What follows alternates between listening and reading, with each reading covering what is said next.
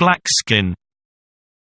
In an Indian town on the North Pacific Ocean there lived a chief, whose ambition it was to be stronger than other men and be able to kill the sea lions down the coast. On the coldest mornings in winter he might be seen running down very early to bathe, and the village people followed him into the water. After he had swum and dived till he was quite warm, he would come out and rush up a hill, and, catching hold of a big branch on a particular tree, would try to pull it off from the trunk. Next he would seize another tree and endeavor to twist it in his hands like a rope. This he did to prove to himself that he was daily growing stronger. Now this chief had a nephew named Blackskin, who besides appearing weak and delicate, was never seen to bathe and seemed terribly frightened when the boys pushed him into the water.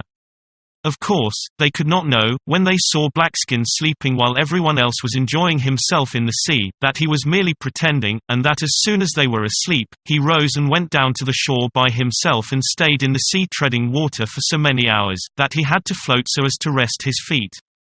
Indeed, he would often remain until he was chilled to the bone, and then he damped the ashes of his fire in order to make them steam, and put his sleeping mat on top. The villagers, who only beheld him in bed, thought him a dirty fellow, but in reality he was cleaner than any of them, and was never known to lie or to steal. If they laughed at him for his laziness or his cowardice, he took no notice, though he was strong enough to have picked them up with one hand, and thrown them over the cliffs. And when, as often happened, they begged him, for a joke, to bring them in a large log for the fire, he was careful to make a great fuss and to raise it very slowly, as if it was very hard to lift.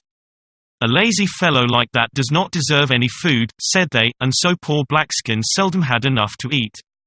Things went on like this for some time, and Blackskin bathed constantly unknown to anyone till one night when he heard a whistle. "Someone has seen me," he thought to himself. "Well, if so, I may as well come out," and he walked up the beach in the direction of the sound till he reached a short man dressed in a bearskin. To his surprise, the man caught hold of him, picked him up, and flung him down on the sand. "I am Strength," said he, "and I am going to help you. But tell no one that you have seen me, for as yet you are not strong enough to do that which you wish to do." These words made Blackskin very happy, but he was quieter than ever, and the boys and villagers counted him a poor-spirited creature, and did not mind what tricks they played on him, even though he did belong to the family of the chief. They ordered him about just as if he had been a captive taken in war, and he bore it quite meekly, and when the little boys wrestled with him he always let them win the match. "Fancy a great, big man being thrown by a child," cried those who looked. Yet, in spite of all this, Blackskin was contented, for after a few more weeks of bathing, he felt there was nothing that he could not do quite easily. Then one night he heard the whistle again, and on the shore stood the same man, who signed to him to come out of the water. "Wrestle with me," said the man, and as soon as they had seized each other, he added, "Now you have strength at last and do not need to go into the sea. Do you see that tree? Try and pull out that big branch." Blackskin ran over to the tree, and pulled out the branch with ease, and even put it back again, which was harder. "Very good," said the man. "Next, twist that other tree right down to its roots," and Blackskin did that also, and afterwards untwisted it so that it seemed just as before. He had hardly got to bed, when the people began to run down to the sea, for it was the bathing hour. And the boys, as they passed, came in and pulled Blackskin's hair, and cried, "Come and bathe with us," but as usual he answered nothing. After they all returned from bathing, the chief went up to the tree and pulled out the branch, while the people shouted for joy that at last he was strong enough to do what he had sought to do for so long. And Blackskin lay in bed and listened. Next, the chief found he was able to twist the other tree, and they shouted again, and the chief felt very proud and thought himself a great man. By and by they came again to Blackskin and laid hold of his feet to drag him from his bed, laughing and saying as they did so, "Your chief has pulled out that branch and twisted that tree. Why couldn't you? Tomorrow we will hunt the sea lions," said the young men to each other. And one of them added, "I wonder which part of the canoe that great strong Blackskin will sleep in." "Why, in the bow, of course," answered a boy, "then he can land first and tear the sea lions in two before any of us," and they all laughed again. But Blackskin, though he heard, took no notice, as was his custom. All that day the people visited the tree to look at the branch which the chief had pulled out, and in choosing the strongest men among them who had bathed with him in the sea, to hunt the sea lions. The store of meat they had in the town was nearly exhausted, and it was time they collected more. But the island on which the animals lived was very slippery, and it was not easy for the men to climb over the rocks. That night Blackskin took one more bath, and then he went to his uncle's wife, who never made fun of him like the rest, and said, "Will you give me a clean shirt and something for my hair?" "Have you been bidden to the hunt?" asked the wife, and Blackskin made reply, "No, I have not been bidden, but I am going." So she got ready some food and tied it up in a small package for him, and gave him the clean shirt and what he wanted for his hair. He was the last to reach the canoe, and the men who were seated in it cried when they beheld him, "Don't let him come! Don't let him come!" But Blackskin was determined to get in, and seized the canoe as they were pushing it off. In vain they struck his fingers to force him to let go. And to their amazement he easily dragged back the canoe, till it was near enough for him to jump in. Finding they could not keep him out, the men began to speak rudely to him, till the chief stopped them. "Let him alone," he said. "He can bail out the water if it should come in."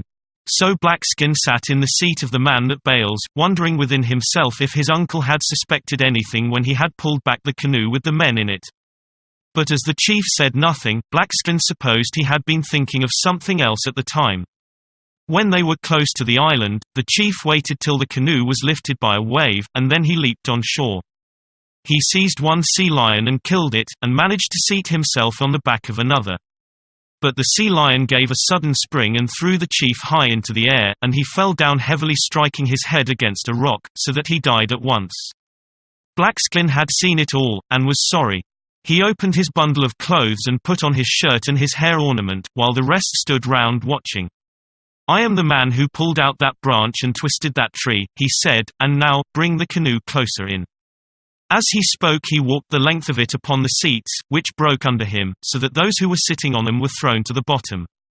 Very frightened they all were when they heard the crash, lest he should revenge himself on them for the way they had treated him.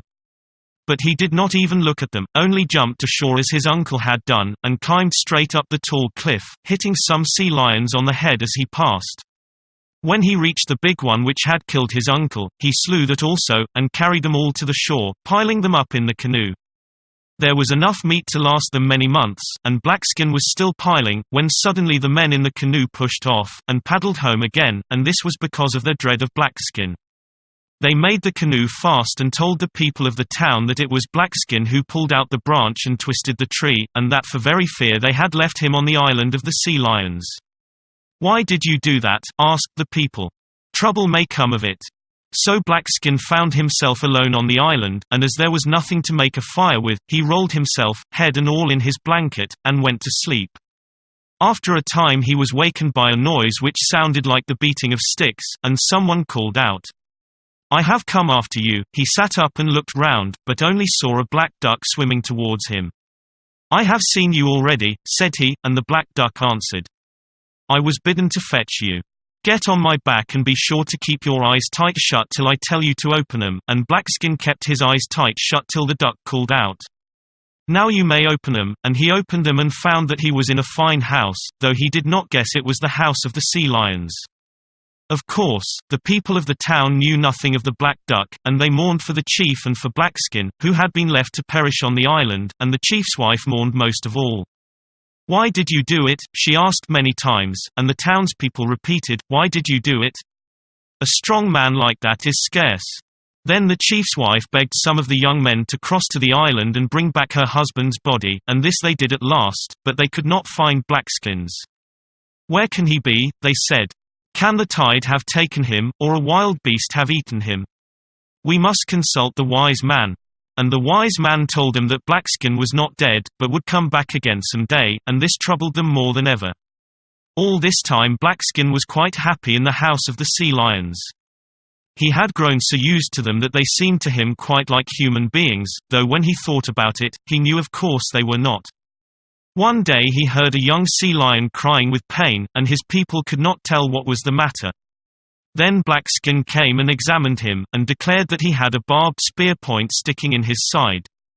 "This wise medicine man has found out why he cries," said one, and Blackskin answered, "I am not a medicine man, but all the same I can take out that spear head," and after it was out, he washed the place with warm water. The young sea lion was very grateful, and as he belonged to a powerful tribe they wished to reward Blackskin for his kindness, and said to him, "Anything that belongs to us, you may have if you will." "Give me, then," answered Blackskin, "that box that hangs overhead." Now the box was a magic box which could bring the wind out of whichever quarter you wanted it, and this was what happened. The sea lions pushed the box up and down the surface of the sea, and whistled, and called to the wind as you would call to a dog, saying, "Come to this box! Come to this box!"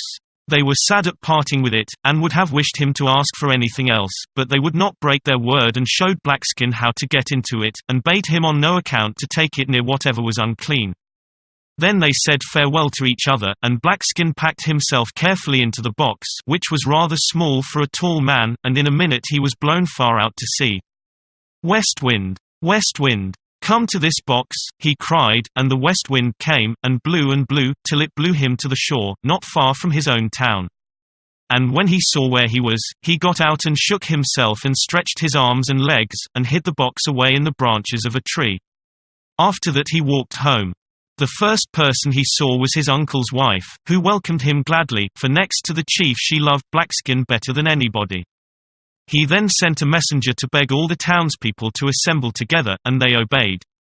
But those who had been cruel to him came unwillingly, for they feared his wrath always, and hoped he had disappeared forever. And when they lifted their glance and beheld him strong and tall and able to force men to do his will, even though they liked it little, they trembled more than before for the doom he might pronounce on them. As for Blackskin, his eyes shone with an angry light, but he said to himself, "It is my own fault. If I had not let them do as they like, they would never have dared to treat me in that way. It is not just to punish them.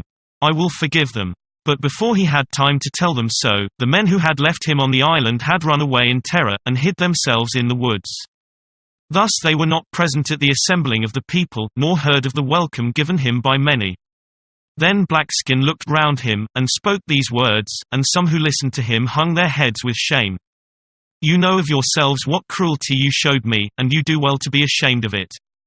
And those who are cruel to people because they think they are weaker than themselves will always have reason to feel shame.